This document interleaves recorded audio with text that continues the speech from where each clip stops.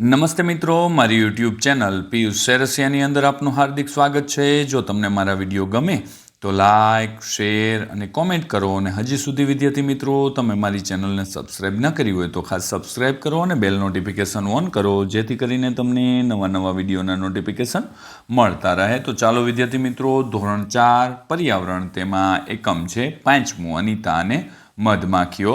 વિદ્યાર્થી મિત્રો, બીજી માહિતી આપી દઉં, આ માત્ર તમારી સમજ માટે છે નહીં કે ઉતારો કરવા કે કોપી કરવા। જ્યાં તમને મુશ્કેલી પડે ત્યાં જ તમારે મારા વિડીયોનો ઉપયોગ કરવાનો છે, અથવા તમે લખેલું હોય તે તપાસવા માટે મારા વિડીયોનો ઉપયોગ કરજો। તેમજ ધોરણ 4ના દરેક વિષયના દરેક એકમના વિડીયો મેળવવા માટે નીચે ડિસ્ક્રિપ્શનની અંદર જે પ્લેલિસ્ટ લિંકો આપેલી છે તેમજ વોટ્સઅપ ગ્રુપની લિંક પણ આપેલી છે, જેના ઉપરથી તમે વોટ્સઅપ ગ્રુપની અંદર જોઈન્ટ થઈ શકશો। અહીંયા પ્રશ્ન પહેલો છે વિદ્યાર્થી મિત્રો કે ભાઈ મધમાખીના મધપૂડાના ચિત્રમાં ખાના વધારી મધપૂડો મોટો કરવાનો છે। તો વિદ્યાર્થી મિત્રો, તમને ખ્યાલ જ છે અને તમે ભણેલા જ છો, અને એટલા માટે તમારે આ જ રીતે આગળ તમારે આ મધમાખીના પૂડાને વધારતો જવાનો છે। ત્યારબાદ પ્રશ્ન નંબર 2 આવે છે, અનિતા ભારતના બિહાર રાજ્યમાં રહે છે અને તમે ગુજરાતમાં રહો છો, તો તમારા અને અનિતાના રાજ્યમાં રંગ પૂરવાનો છે। તો વિદ્યાર્થી મિત્રો, અહીંયા મેં રંગ પૂર્યો છે। બીજો જો મીણિયા કલર કે કોઈ પૂરત તો વ્યવસ્થિત દેખાત નહીં, એટલે બોલપેનથી મેં નિશાન કરેલું છે, તમે વ્યવસ્થિત કલર પૂરેલો જ હશે, તો ચેક કરી લેજો। ત્યારબાદ પ્રશ્ન નંબર 3 આવે છે કે ભાઈ આપેલા વિકલ્પમાંથી સાચો વિકલ્પ શોધી અને ખાનામાં લખવાનું છે। તો અહીંયા વિદ્યાર્થી મિત્રો પહેલું છે કે નીચેનામાંથી ક્યાં ધોરણ સુધીના બાળકોને શાળામાં મફત શિક્ષણ મળે છે? તો બાલવાટિકાથી ધોરણ 8, તો એમાં એ આવશે। અહીંયા મેં ટીક જ કરેલું છે વિદ્યાર્થી મિત્રો। બીજું છે નીચેનામાંથી ક્યુ જીવજંતુ મધ બનાવે છે? તો સી આવશે, મધમાખી।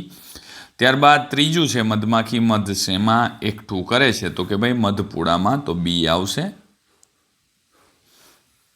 ચોથું છે નીચેનામાંથી કોને ગૃહ ઉદ્યોગ ન કહી શકાય?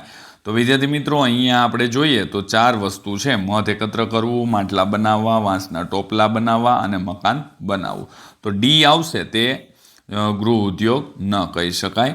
ત્યારબાદ વિદ્યાર્થી મિત્રો આગળ જોઈએ 5 નંબરે નીચેનામાંથી ક્યુ વિધાન ખોટું છે? તો બી આવશે, જે અહીંયા મેં નિશાન કરેલ છે, મધ ખાંડમાંથી ચાસણીમાંથી બને છે।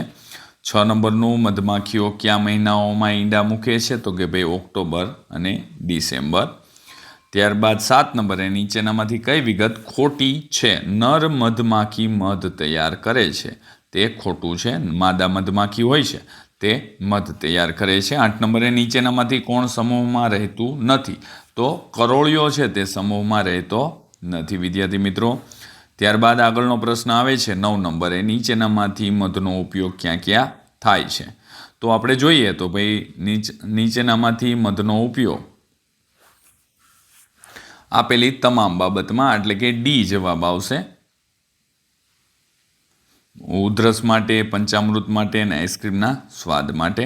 10 નંબરે છે વિદ્યાર્થી મિત્રો કે ભાઈ અનિતાની મધમાખીઓ ક્યાં ફૂલમાંથી મધ એકઠું કરે છે? તો કે લીચી છે તેના ફળમાંથી અનિતાની મધમાખીઓ મધ છે તે ભેગું કરે છે। ત્યારબાદ આગળ પ્રશ્ન નંબર 4, નીચેના ચિત્રમાં રંગ પૂરવાનો છે। અહીંયા મધમાખી આપવામાં આવી છે વિદ્યાર્થી મિત્રો, મેં રંગ નથી પૂરેલો, પણ તમે સરસ મજાનો મધમાખીનો રંગ પૂરી દેજો, અને પૂરેલો હોય તો ચેક કરી લેજો। પ્રશ્ન નંબર 5, પ્રશ્નોના જવાબ લખો। તો તેમાં પહેલો પ્રશ્ન છે વિદ્યાર્થી મિત્રો, તમારી આસપાસ ક્યાં ક્યાં ગૃહ ઉદ્યોગો ચાલે છે? તો અમારી આસપાસ ચાલતા ગૃહ ઉદ્યોગમાં અગરબત્તી, સાબુ બનાવવાનો, ઇમિટેશનનું કામ, સાડીકામ તેમજ સ્ટોન લગાવવાનું જેવા ગૃહ ઉદ્યોગો ચાલે છે। બીજો પ્રશ્ન, આ ઉદ્યોગમાં કઈ કઈ વસ્તુઓ બને છે? તો આ ગૃહ ઉદ્યોગમાં સાબુ બનાવવામાં આવે છે, અગરબત્તી બનાવવામાં આવે છે, સાડીઓમાં સ્ટોન લગાવવામાં આવે છે અને ઇમિટેશનમાં મીણાઓ પૂરવામાં આવે છે। તેમજ વિદ્યાર્થી મિત્રો, તમારી આસપાસ જે ઉદ્યોગો ચાલતા હોય તેની વિગત અહીંયા લખવાની છે। તો મારું અને તમારું બંનેનું અલગ હોઈ શકે છે। તમારા ઘરે મધનો ઉપયોગ કઈ કઈ વસ્તુઓમાં થાય છે? તો મારા ઘરે મધનો ઉપયોગ દવા તરીકે કેટલીક વાર મીઠાઈઓ, પંચામૃત બનાવવામાં, શરબત બનાવવામાં તેમજ બરફ ગોળા પર મધ નાખવામાં આવે છે। ત્યારબાદ પ્રશ્ન નંબર આગળનો છે, અનિતાએ શા માટે મધ ઉછેરનું કાર્ય શરૂ કર્યું? તો અહીંયા વિદ્યાર્થી મિત્રો જવાબ જોઈએ, અનિતા પોતે મધની મોટી વેપારી બનીને લોકોને મધની પૂરતી કિંમત અપાવી શકે એટલા માટે મધ ઉછેરનું કાર્ય શરૂ કર્યું હતું. ત્યારબાદનો પ્રશ્ન છે, મધ ઉત્પાદનનું કાર્ય કેમ કઠિન છે? તો ઘણી વખત મધમાખીઓ ડંખ મારે છે, જેના લીધે હાથમાં સૂજી જાય છે તેમજ ખૂબ જ પીડા પણ થાય છે. એટલા માટે મધમાખી ઉછેરનું કાર્ય આપણે કહી શકીએ કે કઠિન છે. ત્યારબાદ આગળનો પ્રશ્ન છે, કેટલાક ગૃહ ઉદ્યોગો માટે સરકાર તાલીમ આપે છે, તમે તેવા ઉદ્યોગો વિશે જાણો છો? તો તેમાં સરકાર દ્વારા ગૃહ ઉદ્યોગો માટે સિલાઈ કામ છે, હસ્તકલા છે, મસાલા, પાપડ, સ્નેક, ખાખરા બનાવવા જેવા ગૃહ ઉદ્યોગોમાં હસ્તકલાના વિવિધ ઉદ્યોગો છે. ત્યારબાદ આગળનો પ્રશ્ન છે, મધ જેવી બીજી વન્ય પેદાશો કઈ કઈ છે? તો મધ જેવી બીજી વન્ય પેદાશો લાખ, ગુંદર, ત્રિફળા, મશરૂમ, રાળ વગેરે જેવી બીજી વન્ય પેદાશો છે. પ્રોજેક્ટ કાર્ય છે, 6 નંબરનો પ્રશ્ન છે. પ્રોજેક્ટ કાર્ય તમારી આસપાસ ગૃહ ઉદ્યોગ દ્વારા રોજગારી મેળવવા કઈ એક વ્યક્તિની મુલાકાત લો અને નીચેની બાબતોની માહિતી એકત્રિત કરવાની છે. તો તેમાં છે કનુભાઈ નામ છે, તેઓ ગૃહ ઉદ્યોગ પાપડ બનાવવાનું કરે છે. તે કરવા માટેનો કાચો માલ ક્યાંથી લાવે છે? તો પાપડ માટેનો કાચો માલ નજીકના શહેરમાંથી મેળવે છે. તૈયાર કરેલ માલ વસ્તુઓ ક્યાં વેચે છે? તો તૈયાર કરેલ માલ તેઓ તેમના નક્કી કરેલા વેપારીઓને વેચે છે. 5 નંબરે છે, તેમના કામમાં કોણ કોણ મદદ કરે છે? તો આ કામમાં તેમના ઘરના સભ્યો અને આસપાસની કેટલીક મહિલાઓ મદદ કરે છે.